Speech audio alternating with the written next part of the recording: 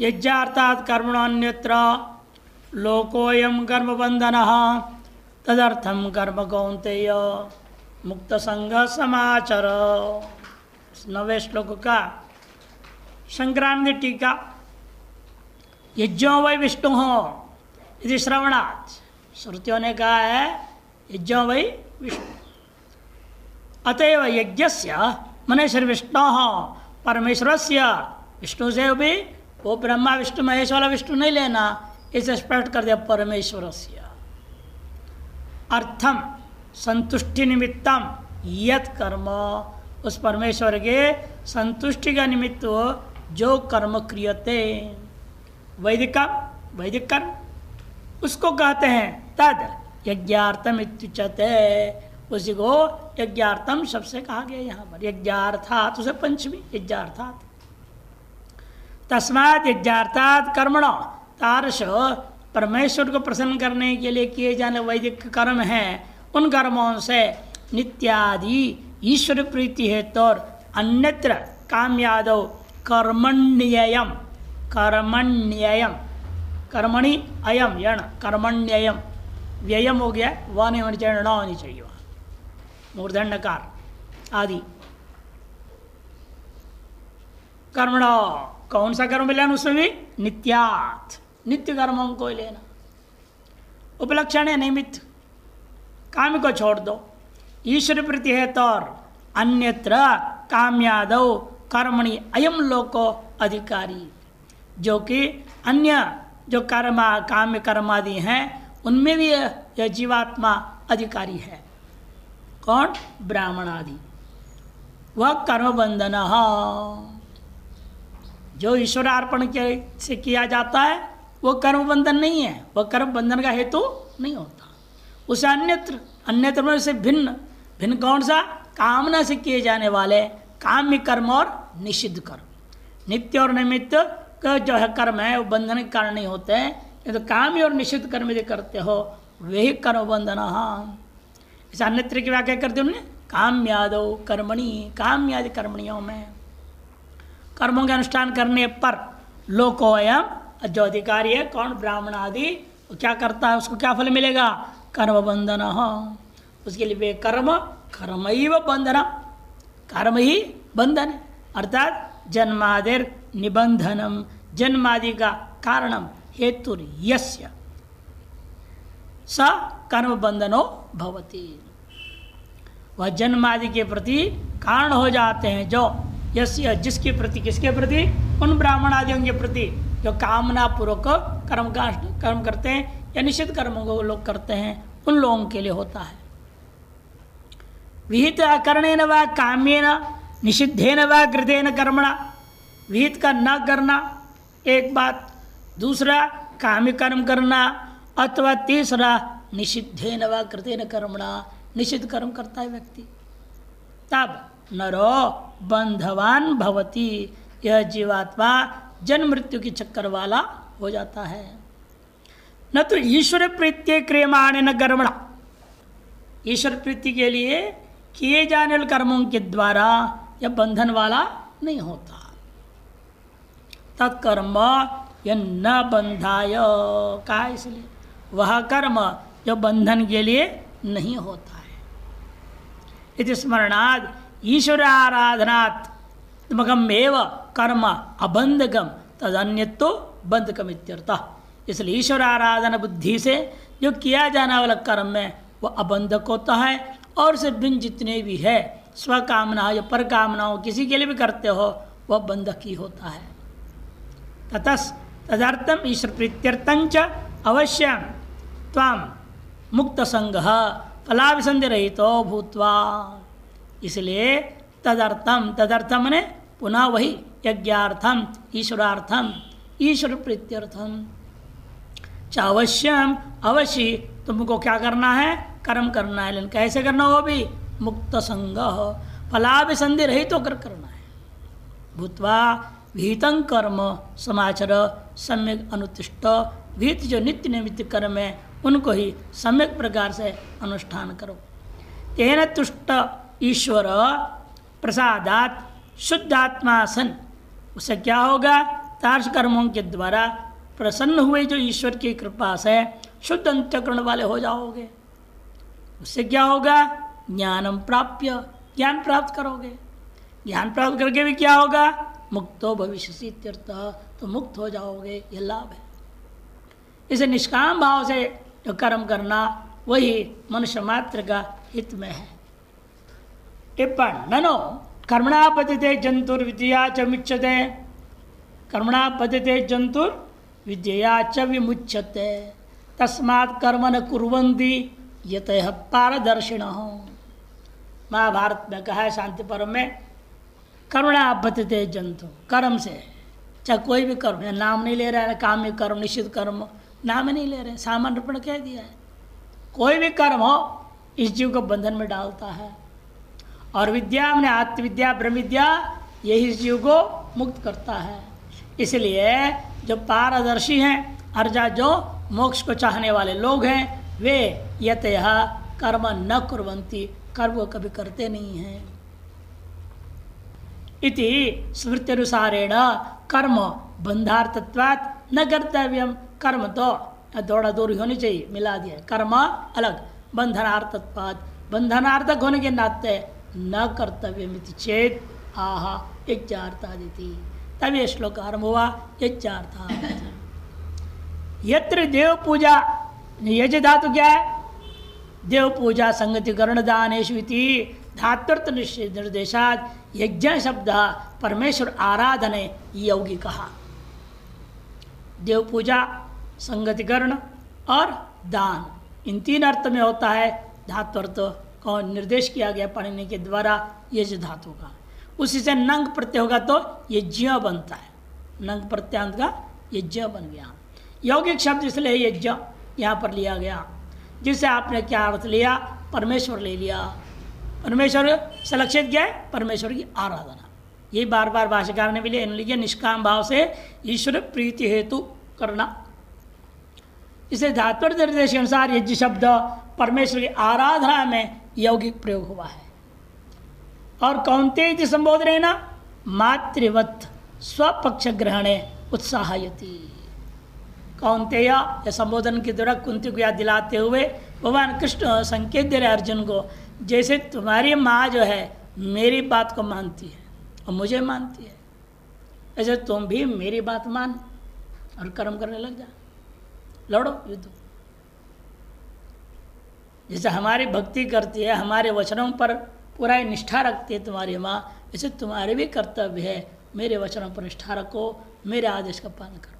यह संकेत देने के लिए यहाँ कौन्तेय संबोधन आया। इतश्च अधिकृतेन कर्म कर्तव्यम, इसलिए भी अधिकृत पुरुष को अवश्य कर्म करनी चाहिए। भगवान ने, ईश्वर ने सृष्टि के जो निर्माण करे, मनुष्य को जो जन्म दिया, ये योनि जो प्रकट किया अंत में, कि किसी भी योनि से इंद्रियों के अनुग्रह के देवता प्रसन्न नहीं हुए। ये आता है उपनिषद में, बृहदारण्यक उपनिषद में, अन्य उपनिषद में भी है। एक के बाद बना दे, पहले सबसे पहले क्या बात है बनाया उन्होंने? बकरा बकरी बनाया, फिर भेड़ भेड़िया बनाया, ऐसे कर वर्णन आया, बनाते बनाते बनाते ये पसंद नहीं आया, ये पसंद नहीं आया, ये परिपक्व नहीं, परिपूर्ण नहीं है, ऐसे करते करते गौ बनाया, ये थोड़ा सा ठीक लगता है, यह भी अभी ठीक नहीं पूरा। फिर अंत में जाके मनुष्य बनाया, गंधर्वों को बनाया, देवताओं को बनाया। तो आदि पुरुष जो देवता लोग थे, जो सृष्टि के आदिकालीन देवता करी, ये भी भोग योनि है। यमराज जी जैसे सब जीवन मुक्त लोग थे ना, जो शुरू में अष्ट देवता जो होते प्रकृति के, तो वो लोगों ने कहा भाई ये अनुकूल नहीं है। इसी के माध्यम से जो लक्ष्य है सृष्टि का, कि मोक्ष प्राप्ति, वो तो होने वाला है नहीं। अंत में मनुष्य शरीर बनाया, ये सारे इंद्रिय काम कर रहे हैं, इसके अंदर बुद्धि भी ऐसी विलक्षण थी, विवेक वैराग्य से संपन्न हो सकता है, युक्त हो सकता है ये। तो इसीलिए जो है उन्होंने कहा ये बढ़िया बना, तो झट ही थी सारी इंद्रियों के भी मैंने फटाफट अपने अपने जब घुस गए। ऐतरेय परिषद में भी आता है प्रसंग, संक्षेप में है, कई जगह वे पुराण में विस्तार है। इसलिए वे मनुष्य का जन्म जो दिया है, इसको बनाया ही है सृष्टि के आदि काल में, कर्म करके अंतःकरण शुद्धि द्वारा ज्ञान पाकर मोक्ष पाने के लिए ही है। यही बात कथन कर रहे हैं यहाँ पर अभी। पूर्व निष्कर्म सिद्धये मिथ्याचारत्व निवृत्ते शरीर यात्रा सिद्धे च, 3 हेतु अभी तक हुआ है। पहला, नैष्कर्म सिद्धि के लिए आपको कर्म अवश्य करना चाहिए कहा गया। फिर मिथ्याचार का निवृत्ति करने के लिए कर्म करना चाहिए कहा गया। और पूर्व श्लोकों में शरीर की यात्रा भी आपकी सिद्धि नहीं हो सकती, इसलिए भी आपको अवश्य कर्म करना ही चाहिए। इत्युक्त्वा इदानीं धर्मज्ञ समय प्रमाणमिति सूत्रोक्त रीत्या, धर्मज्ञों का जो सिद्धांत है वही प्रमाण होता है। यह है आपस्तम श्रोत सूत्र। उन्होंने कहा इस बात को, इस सूत्र की उक्ति के अनुसार उक्त रीत्या धर्मज्ञ मत तमें न हो गया है, धर्मज्ञ मते न होना चाहिए, तम उल्टा हो गया। धर्मज्ञों के मत के अनुसार भी ब्रह्मणा प्रोक्त प्रामाणिको अयम परमो धर्म, ब्रह्म के द्वारा प्रोक्त यह जो परम धर्म है वह प्रामाणिक धर्म है। मोक्षुणाम अवश्यम कर्तव्यम इत्यादि इंद्रादि देवता प्रसाद सिद्धयेत्याह, मोक्षों के द्वारा अवश्य करना चाहिए, ताकि उससे इंद्रादि सगल जो देवता है तत्व इंद्रिय अभिमानी देवता ये भी प्रसन्न हो जाएंगे। प्रसन्न हो जाएंगे तो हमारे अनुकूल रहेंगे। नेत्र विघ्न डालते रहेंगे, उन्हें काम है विघ्न डालना, इसलिए उनको अनुकूल करते हुए अपना लक्ष्य की ओर आगे बढ़ो, तब काम बनेगा। नहीं तो वे प्रतिबंधक हैं ही, वे चाहते नहीं ब्रह्म ज्ञानी हो। वृद्धारण्यक 1:4-10 में आया स्पष्ट, देवता लोग कभी नहीं चाहेंगे मनुष्य ब्रह्मज्ञान कर मुक्त हो जाए, बल्कि वो चाहते हमेशा ये घंटी बजाते रहे और आरती उतारते रहे, यही काम करते रहिए। इसलिए पहले उनको प्रसन्न करना पड़ेगा। भाई ठीक है, आपके हम आरती उतारेंगे, उतार ही रहे हैं, आगे करते रहेंगे, लेकिन हमें अपने ज्ञान चिंतन भी करने दो, उसे विघ्न मत डालो, उसे प्रतिबंधक मत डालो। तभी परस्परम भावयंत कहेंगे यहाँ पर। अब आपका मार्ग प्रशस्त होगा, नहीं तो रोड़ा डालने के लिए खड़ा है वो सामने। सह यज्ञ प्रजा सृष्ट्वा पुरोवाच प्रजापति अनेन परसविष्यध्व मेष वस्तुष्ट कामधो। सह यज्ञ प्रजा सृष्ट्वा पुरोवाच प्रजापति अनेन परसविष्यध्व मेष वस्तुष्ट कामधो। सहयज्ञ प्रजा सृष्टवा, प्रजापति ने क्या किया, अपने इन प्रजाओं को यज्ञों के सहित उत्पन्न किया। सहयज्ञ, स का आदेश नहीं हुआ, सयज्ञ होनी चाहिए था। सह यज्ञ, यज्ञ ही सह इति सयज्ञ शब्द बनता है समास। स क्यों नहीं हुआ टिप्पणी बताऊंगा, सूत्र विशेष की वजह से नहीं हुआ। सृष्टवा, और क्या आदेश दिया उन्होंने, पुरो सृष्टि के आदि काल में, वाचा पुरा मने पहले आदि काल में सृष्टि आरंभ में इन प्रजाओं के यज्ञों के सहित उत्पन्न करके कहा उन्होंने। क्या कहा, अनेन प्रसविष्यध्वम, आप लोग मध्यम पुरुष प्रसविष्यध्वम, आप लोग क्या करें, अनेन यज्ञेन कर्मणा जो है, और आगे इसको अभिवृद्धि करो, उत्पन्न करो, प्रसव करो, प्रसव ने उत्पत्ति करो और आगे बढ़ाओ सृष्टि को, अभिवृद्धि करो, स्वयं की अभिवृद्धि, सृष्टि की अभिवृद्धि, सर्व प्रकार की अभिवृद्धि को प्राप्त करो। क्योंकि यह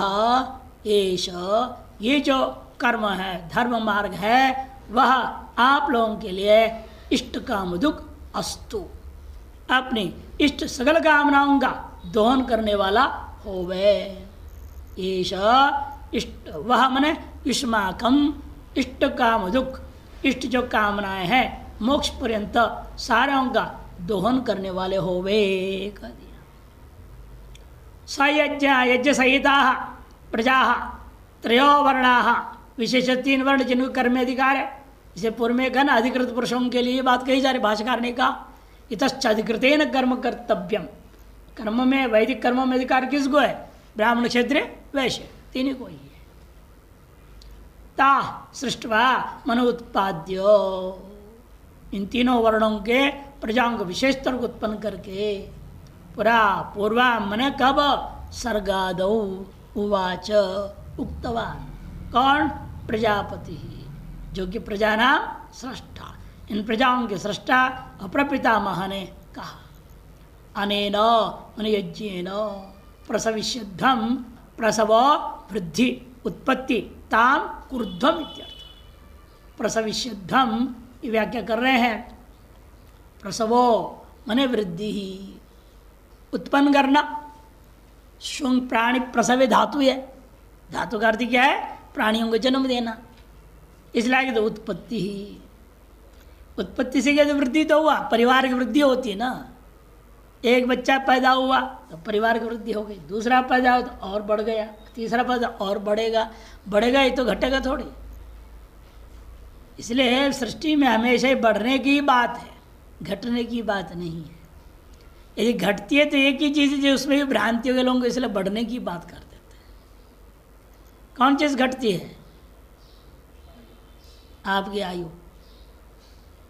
लोग होते थे ये और बड़े हो गए, ये और बढ़ रहे हैं, हाँ 65 हो गया, 67 हो गया, 80 हो गया, बढ़ रहा है, उम्र बढ़ रहा है। अरे बढ़ नहीं रहा है, उम्र घट रहा है। हाँ, एक एक साल घटते जा रहे हैं कि बढ़ रहा है? उल्टा नहीं बोल रहे हैं लोग। आपकी आयु घटती जा रही है प्रतिवर्ष, बढ़ नहीं रही है। आयु एकमात्र मुख्य रूप में घटती है, बाकी तो बढ़ने घटने वाली है, और बढ़ने वाले भी केवल होते हैं, ये कभी बढ़ने वाली नहीं होती। आयु आपका लेक्चर लिख के भेज दिया ब्रह्मा जी ने, इतने ही आपको रहना, उतने ही रहना है। उससे पहले निकलोगे तो वापस ढकेल के फेंक देंगे, वापस पहले निकलने में नहीं देंगे। और 1 मिनट भी 1 सेकंड भी अधिक रहने तो बोलो तो नहीं रहने देंगे। ये विचित्र है उनकी। गोरखपुर की कहानी सुनाते थे हमारे गुरु महाराज जी, जो है ओंकारेश्वर वाले। एक बार बुढ़ा मर गया, सब गांव के लोग इकट्ठे ले गए श्मशान पे। वहाँ सब तैयारी हुई, सब अब उसको उठाना है, रखना है ना, उसको खोलते हैं ना, बंदा बांधे हुए को ले जाते, बांध के तो खोले तो उठ के बैठ गया। अरे ये क्या हो गया? अरे मैं तो ठीक हूँ। अरे आए थे यमदूत, मुझे ले जा रहे थे, फिर कहे कि अभी तुम्हारा समय नहीं हो तो वापस जा। मेरे को ढकेल दिया, मैं वापस में आ गया। चलिए फिर चल दिए। चलते चलते लौट रहे थे वहाँ से, रास्ते में जहाँ पर हमेशा बैठते थे, चाय की दुकान था यहाँ, वहाँ बैठे हो, अरे बढ़िया चाय बनाओ, और 1 गिलास नहीं चलेगा, 1 लोटा बनाओ पूरी। ठीक है। अन्य लोग भी बैठ गए, सब जो कुछ लोग तो अपने घर चले गए। उसका बेटा वहाँ बैठ गए, वो भी सब चाय पीने लगे। उसको 1 लोटा पूरा चाय दिया, पिया पिया पिया। 1 लोटा चाय पीना बाकी था, इसे ढकेल के वापस कर दिया उसको। हाँ, जब अपनी राशन पानी भी फिक्स है, उतना ही खाना पीना ही पड़ेगा, उसके पहले आप नहीं जा सकते। आपके श्वास भी गिनती है, कितनी श्वास आप लोग, ऐसा हम निश्चय है। तो पूरा होते ही आपको जाना पड़ेगा। पूरा होने से पहले भूल चूक से निकाल भी दिया, किसी कारण से निकल भी जाए तो वापस आना पड़ता है। कई ऐसे और घटनाएं हैं। इसलिए उनका कहना है, आप बढ़ाते ही संसार को तो बढ़ाया जाता है, उत्पन्न किया जाता है। भले अपने आयु घटती जाए, लेकिन आपको बढ़ाने ही काम में लगा रखा है। येष यज्ञो, येष मने यज्ञो, वह युष्माकम अस्तु भवतु। किमर्थमस्तु? इष्टकाम दुग्गस्तु। इष्टान अभिप्रेतान कामान फल विशेषान ढोक्दी इति इष्टकाम दुग, इसकी व्युत्पत्ति है। इष्टान की व्याख्या कर रहे हैं कि अभिप्रेतान, आपके तरफ विप्रेत, जो क्या है?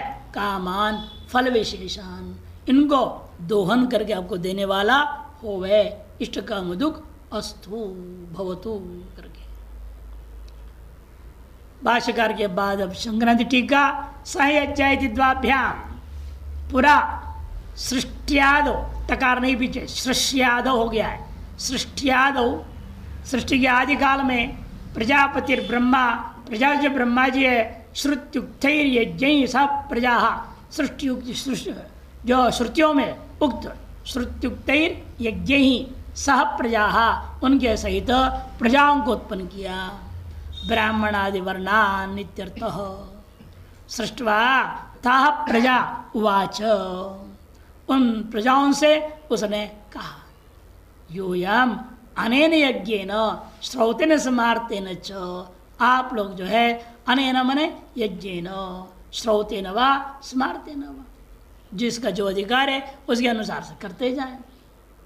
प्रसविष्यद्वाम चरु पुरुषादि द्रव्यैर देवानां प्रीतिम उत्पाद्यध्वम इत्यर्थ अर्थात चरु पुरुषादि द्रव्यों के द्वारा देवताओं में प्रीति प्रसन्नता को उत्पन्न करो, उसके माध्यम से संसार आगे बढ़ेगा।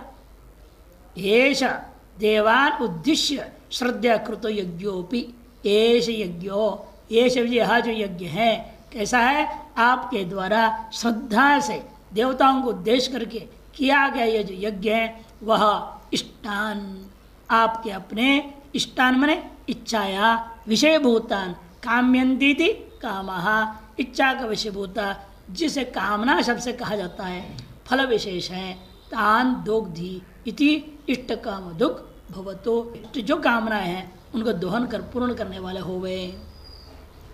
निष्कामानाम ज्ञान प्रतिबंधक दुरित क्षयाय निष्काम पूरा यदि आप कर रहे हैं उन कर्मों को वह प्रसविष्यदम किस चीज का प्रसव करेगा वो ज्ञान को उत्पन्न करेगा। ज्ञान के प्रतिबंधक जो दुरित है उनको क्षय करके ज्ञानोत्पत्ति में सहयोग देगा। और सकामानाम तो स्वर्ग सुखाय भवेदित्य अभिप्राय स्वर्ग सुख के लिए होवे ये इसका अभिप्राय है। टिप्पण सहयज्ञ इत्यत्र सह से सादेश अभाव सहयज्ञ में सह को स आदेश नहीं हुआ क्या कारण है पाणिनीय सूत्र वोपसर्जन सीति वाह उपसर्जन विकल्प है अतएव जो है वहाँ नहीं किया कर भी सकते हैं नहीं भी कर सकते विकल्प है ना एक बार करो एक बार न भी करो सहयज्ञ भी ठीक है सहयज्ञ भी ठीक है दोष नहीं है। ये 10वें से लेकर जो 13वें श्लोक है 10, 11, 12, 13 4 श्लोक ये 10वें आप पढ़ रहे हैं और 11, 12, 13 ये 4 श्लोक अर्थवाद पर है। अर्थवाद में 4 प्रकार का अर्थवाद होता है और चारों प्रकार के लिए एक एक श्लोक दे दिया है। देखो 10 से 13 तक श्लोका कर्मणि प्रवृत्ते अर्थवाद कर्म में आपको प्रवृत्त कराने के लिए अर्थवाद है। तत्रापि पहला वाला 10वां पुराकल्पात्मक 10वां जो है ये पुराकल्पात्मक है समझो। एकादशस्तु जो 11वां है परकृति होनी चाहिए रूपा। द्वादशस्तु 12वां जो है वह स्तुत्यात्मक तथा त्रयोदश निंदात्मक 4 होता है पुराकल्प परकृति स्तुति और निंदा। एक एक श्लोक एक काम कर रहे हैं।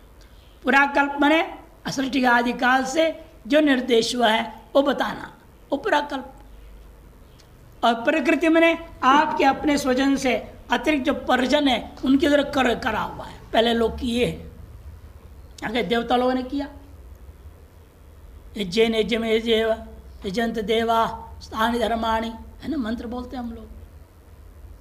देवताओं ने भी यज्ञ किए सभी ने यज्ञ किया है पर मैंने अन्य लोगों ने किया है इसलिए आप भी करो।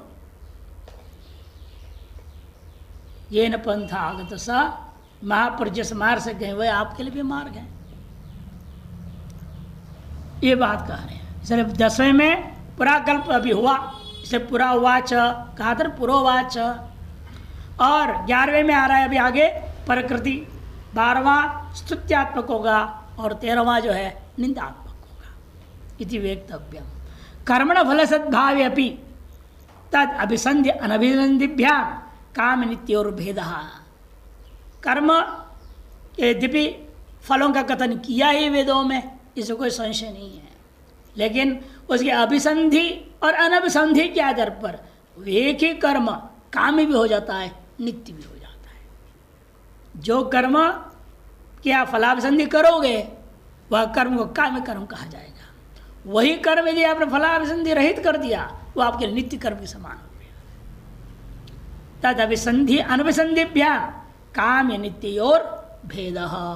अनभिसंहितस्यापि अनभिसंहिता में भी वस्तु स्वभावाद उत्पत्तो न विशेषो न हानिश्च आपस्तंभ आपस नहीं आपस्तंभोक्त आम्र न्यायेन। और अनभिसंधि काल में वाले जो मोक्ष जिज्ञास वगैरह हैं उनके लिए वस्तु स्वभाव्याद कर्म के वस्तु क्या है यहाँ पर कर्म यज्ञ आदि वो अपने स्वभाव से अब फल उत्पन्न करे या न करे आपको कोई फर्क नहीं पड़ेगा कि फलाभिसंधि है ही नहीं आप में, तो चाहे वो आपको कोई फल कुछ दृष्ट फल होते हैं, आप कर्म कर रहे हैं निष्काम भाव से, वो अपने दृष्ट फल दे रहे हैं तो दे रहे, तो नहीं दे रहे तो भी आपका कोई हानि नहीं, क्योंकि आपने अपेक्षा की ही नहीं, तो हानि क्या होगी। इसलिए न विशेष हो न हानिश्च। जैसे आम के फल के लिए आपने जो है पेड़ लगा दिया,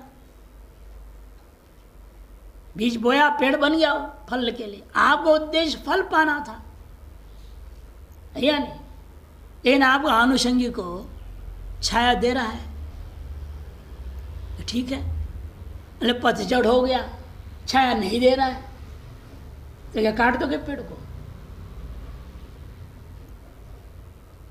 आप जानते हैं आगे फल मिलेगा, भले पत्ते झड़ जाए तो भी बोर आएंगे फल मिलेगा।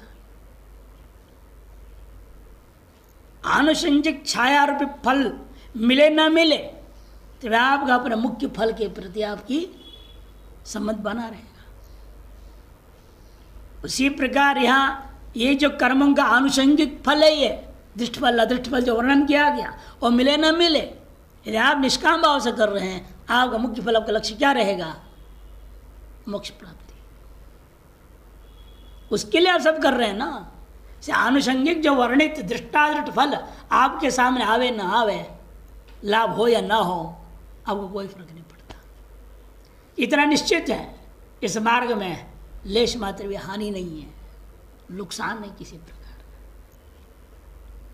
अतएव ये कहा जाता है जो है अनादिकालीन परंपरा के अनुसार भी आपको कर्म अवश्य करना चाहिए। फिर भाष्यकार इतना ही करे, कथम किस प्रकार से करना चाहिए। प्रकृति ये कथन कर, कथम अयम यज्ञ अस्माकम इष्टार्थाय भवति। यह जो यज्ञ है हम लोगों के लिए इष्ट प्रदायक कैसे हो सकता है। इत्यतः देवान् भावयतानेन ये देवा भावयन्तु वः परस्परं भावयन्तः श्रेयः परमवाप्स्यत। देवान् भावयतानेन ये देवा भावयन्तु वः परस्परं भावयन्तः श्रेयः परमवाप्स्यत। अनेन इस यज्ञ के द्वारा देवान भावयता देवताओं को प्रसन्न करते हुए, ते देवा वे देवताओं भी वह भावयंतु आप लोगों के प्रति अपने सद्भाव बनाए रखेंगे। इस प्रकार से परस्परम भावयंत, वो आपको वर्षा आंधी तूफान जब क्या देना है वो देवता लोग आपको समय से पर देते जाते हैं। आप देवताओं को देते जाइए अपने अपने समय पे, सवेरे दोपहर शाम रात जो विधि विधान के अनुसार आप उनको अर्पण करते जाइए। नित्य यज्ञ करो, क्योंकि आप नित्य भोजन तो करते ही हैं, चाय पानी नाश्ता आदि करते ही हैं। अर्पण करते जाओ देवताओं को, खाते जाओ पीते जाओ। आपके नित्य कर्म आप उनके लिए कर रहे हैं, वो भी नित्य सावधान रहेंगे और आपके लिए पूरी व्यवस्था प्रदान करते रहेंगे। कोई कमी नहीं रहने देंगे। समय समय पर बारिश, समय पर हर चीज आपको मिलेगा। आपके घर बैठे आपको पहुंचा देंगे। देवताओं का काम है पहुंचाना, लेकिन आप देवताओं को प्रसन्न नहीं कर रहे हैं, अपने भोग में, अपनी स्वादिता में स्वादु बने हुए हैं, फिर वो दंड देंगे। कई बार देखा गया सड़क की इस तरफ खेतियों में खूब बढ़िया पानी हो रहा है, बारिश हो रही है, यहाँ के वालों में पानी नहीं है, परेशान है। एक ही गांव में समझना चाहिए, यहाँ के लोग कोई पुण्य कर्म किए होंगे, इन्होंने नहीं किया, सेवा नहीं कर रहा। कई बार ऐसे देखा गया, अनेकों गांव के समूह को कुछ नहीं होता है, और इधर तो चारों तरफ खूब हो रहा है। कि उन लोगों ने वैदिक प्रक्रिया से, वैदिक विधियों से श्रुति स्मृति युक्त स्वाधिकारानुसारेण कर्म नहीं किया है, देवता लोगों से प्रसन्न नहीं है, उनके प्रति जो फल देना वो नहीं देंगे। इसे हमारे शास्त्र संपत्ति परंपरा में क्या होता है, कितनी देवताओं को बुलाते हैं हम लोग। पहले वाणी हिरण्यगर्भाभ्याम नमः नहीं बोलते, वाणी हिरण्यगर्भ को पहले बुलाते, फिर लक्ष्मी नारायणाभ्याम, उमा महेश्वराभ्याम, बाद में शिची पुनराभ्याम, फिर आपके कुल देवताओं को बुलाया जाता है, क्षेत्र देवताओं को बुलाया जाता है, ग्राम देवता उसको बुलाते हैं, रोज पूजा में सबको बुलाया जाता है, सबको प्रणाम किया जाता है। नहीं करते हैं जो वो भुगतो फिर फल। इसलिए वे परस्परम भावयन्ता श्रेय परम अवाप्स्यता, परम श्रेय भी तुम प्राप्त कर सकते हो, मोक्ष तक का फल भी प्राप्त कर सकते हो। यह अनेक पक्ष है यहाँ पर परम श्रेय के ऊपर, आओ पक्षों को दिखाएंगे। देखिए भाष्यकार सीधे साधे अर्थ कर देते हैं, देवान मन इंद्रादीन भावयता वर्धयता अनेन यज्ञेन, इन यज्ञों के द्वारा इंद्रादि देवताओं को वर्धन करते हुए, ते देवा भावयन्तु आप्यायन्तु, आप्यायन्तु, आप्यायन्तु हो गया है, एक ही यकार दो उन्हें तीन हो गया है, आप्यायन्तु एक यकार काट देना। वो कैसे हमारी अभिवृद्धि करेंगे, वृष्टि ना, उनके अपने अधिकार में जो चीज़ है वो हमें देना शुरू कर देते हैं, वो हमें देना शुरू कर देंगे। वृष्टि आदि ना, वो मन युष्मान आप लोगों को अभिवर्धन करेंगे, वृद्धि प्रदान करेंगे। युष्मान एवं इस प्रकार से परस्परम अन्योन्यम भावयन्तः, एक दूसरे की एक तरह से अभिवृद्धि करते हुए, श्रेय परम ज्ञान प्राप्ति क्रमेण, परम श्रेय कैसे प्राप्त होगा, अंतःकरण शुद्धि होगी कर्म से, फिर उसके द्वारा ज्ञान प्राप्त होगा, तब इसे ज्ञान प्राप्ति क्रमेण अवाप्स्यथ स्वर्गम व परम श्रेयो अवाप्स्यथ। इसलिए भाष्यकार ने कह दिया, चाहे स्वर्ग चाहो स्वर्ग मिलेगा, जो लोग चाहो वो लोग मिलेगा, गोलोक लो, साकेत लोग लो, नहीं जो कोई भी लोग चाहते वही लोग मिल जाएगा, अथवा मोक्ष चाहते मोक्ष मिल जाएगा, कहीं रुकावट नहीं रहेगा, यदि सम्यक प्रकार से आप समय समय पर काम करते जाएं। सवेरे से लेकर के हमारी सनातन धर्म की परंपरा में उठने से ही शुरू कर देते हैं, ईश्वर जो स्मरण आदि शुरू हो जाता है। उठे, वहाँ से उठ रहे, यदि मान लो बहुत तेज प्रेशर हो लघुशंक आदि की, तो उठ के तुरंत जाते, नहीं तो नहीं, वहीं बैठो, बैठे बैठे हाथ को देखो, कराग्रे वसते लक्ष्मी, कर मध्य सरस्वती, कर मूले तो गोविंद, प्रभाते कर दर्शन। फिर पृथ्वी को प्रणाम करेंगे, छुएंगे, हम पैर रखने जा रहे हैं, उनसे प्रार्थना करेंगे।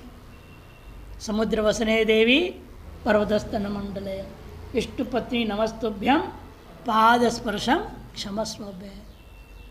फिर आगे कदम रखेंगे, फिर कदम रखने वक्त त्रिविक्रम भगवान को याद रखना है, स्मरण करना है, भो त्रिविक्रम पद न जब तो मेरे कदम कोई फिसले ना, ठीक से चलते रहूं मैं, तब जाओ लघु शंकादि वहाँ। वहाँ जो मंत्र बोला वो मंत्र वहाँ बोलना अलग, स्नान के अलग, बाल्टी में पानी भरने का अलग, सब मंत्र बोलते हुए सारा सवेरे से उठ से सोते वक्त तक के लिए, सोते वक्त में भी श्लोक बोलते हैं ना, सब जो है नित्य शाही है उनको याद किया जाता है कि बुरे स्वप्न आदि ना आवे।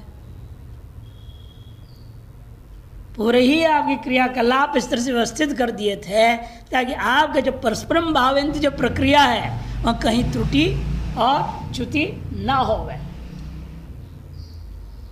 ये सब पद्धति छोड़ देने के बाद से ही सब बिगड़ते जा रहा है, ये सारी समस्याएं बढ़ती जा रही है, क्लेश बढ़ते जा रहा है, दुखी ज़्यादा होते जा रहे हैं लोग। भाष्यकार के बाद अब संक्रांति टीका, अनेन यज्ञेन श्रौतेन स्मार्तेन च यूयं देवान् इंद्रादीन् भावयत संभावयत इति। कैसे संभावित करें उन्हें, प्रसन्न कैसे करें, अभिवृद्धि कैसे होगी? चरु पुरुडाशादि भी संतुष्टान कुरुत इत्यर्थ। चरु पुरुडाशादि का अर्पण करते हुए उनको, चरु पुरुडाश क्या होगा? आपके सवेरे से जो भी पानी पीते हो, चाय पीते हो, जो भी खाते पीते हो, वही सब चरु पुरुडाश है। बाह्य की कर सको तो अति उत्तम है, अग्नि प्रज्वलन करो, स्वाहा स्वाहा करो और अति उत्तम है। यदि वो नहीं कर पाएंगे या नहीं समर्थ्य है या उस योग्य भी अधिकार नहीं है आपके अंदर, तो जो नित्य होम हो रहा है, उस नित्य अग्नि बैठा हुआ है, उसको समर्पण करते जाओ, तद्वारा ही सही।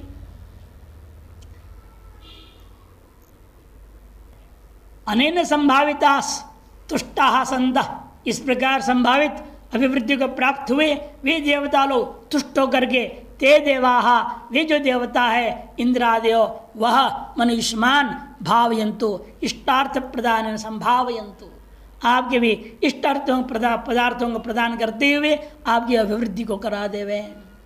एवं परस्परम भावयंत संतो, इस प्रकार से एक दूसरे की अभिवृद्धि के योग्य क्रियाकलापों को करते हुए यूयम देवानाम प्रसादेना, आप जो है देवताओं के प्रति जो है कृपा, देवता प्रसन्न कर दिए हैं, सो उनकी कृपा से, उनकी प्रसाद से, प्रसन्नता से निशेष विनष्ट प्रतिबंधा भूत्वा, सगल प्रतिबंध पूर्णतया नष्ट होकर के सत्व शुद्धिया, अंतःकरण शुद्धि के द्वारा सम्यक ज्ञानम प्राप्य, सम्यक ज्ञान को प्राप्त करके परम निर्दिशय आनंद लक्षणम श्रेय विदेह कैवल्यम अवाप्स्यता, निर्दिशय आनंद रूपा जो श्रेय है, विदेह कैवल्य है, उसको आप प्राप्त हो गए।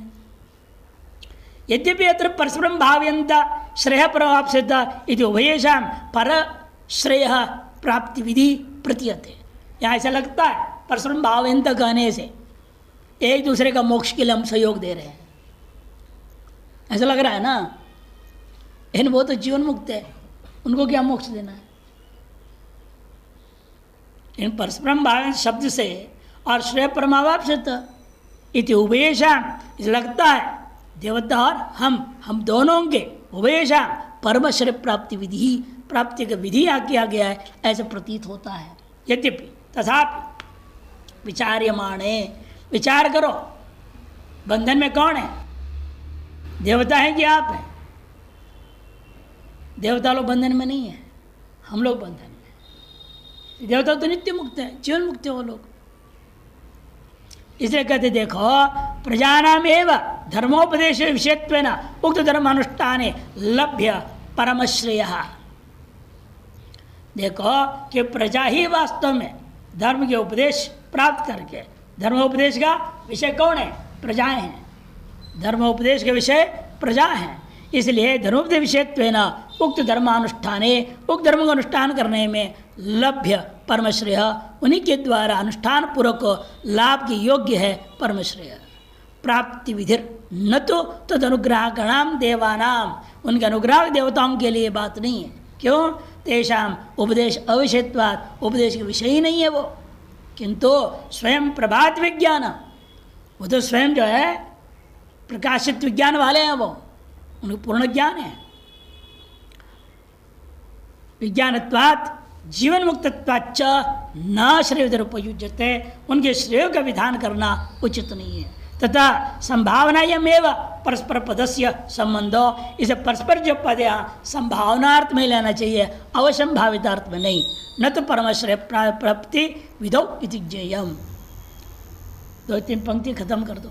परम श्रेयस्य निःश्रेयसो मोक्षो नार्थ। इसलिए यहाँ परमश्रेय करते थे, परस्पर अर्थ का अर्थ संभावनार्थ न ले करके मुख्यार्थ में ले जाओगे, गौणार्थ नहीं लोगे, फिर तो मोक्ष अर्थ नहीं ले सकते। किंतु देवास तृप्तिम प्राप्नुवन्ति युवंच स्वर्ग प्राप्स्यथ इत्यर्थ। देवता लोग तृप्त होंगे और आपको स्वर्ग मिलेगा। परस्परम भावयन्ति इति उक्तत्वात्। मोक्षस्थो न परस्पर भावनया।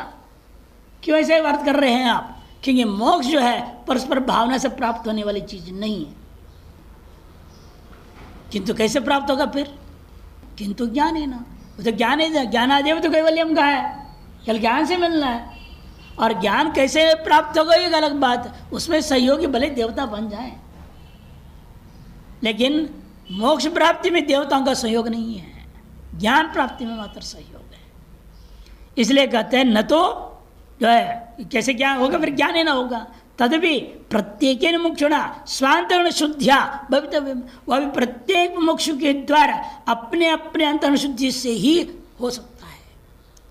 केचित्तो स्वर्गम इत्येव वर्णयन्ति। कुछ लोग तो कह दिया स्वर्ग प्राप्ति ही होती है, अन्य कुछ नहीं।